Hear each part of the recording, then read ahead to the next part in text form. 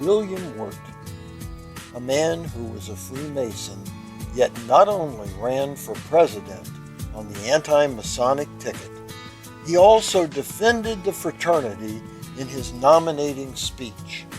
But Wirt's strange and mystifying actions don't tell his full story. Years after his death, the tale of William Wirt becomes downright bizarre.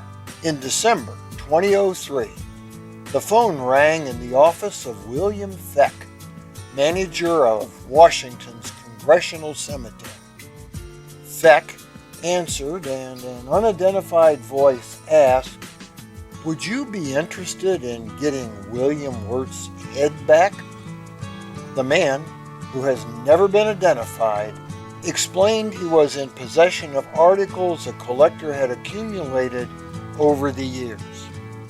The caller claimed Wirt's family tomb was robbed in the mid-1980s, and that is how he came in possession of the skull. The man called a few more times, but never produced the skull.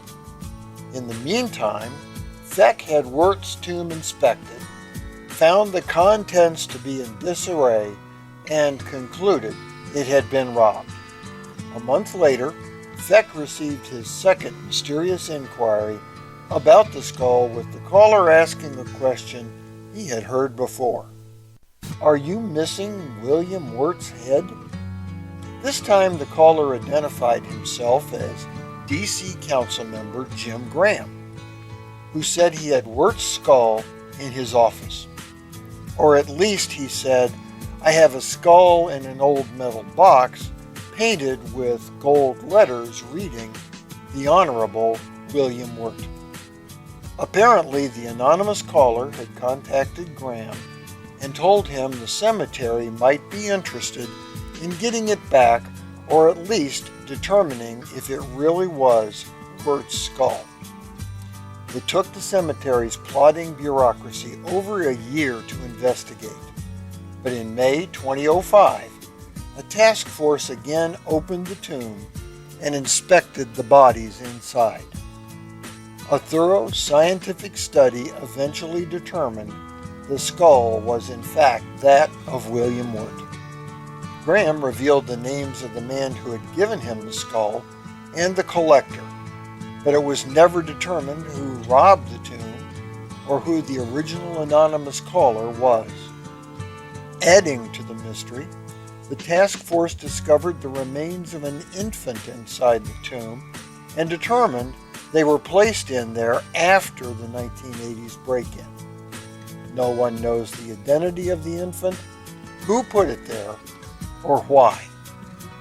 In the very unlikely event he would have been elected president, Wirt would have died in office 2 years later at the age of 61. The Freemason who ran for president on the anti-Masonic ticket but defended Freemasonry leaves us with unanswered questions nearly 2 centuries after his death.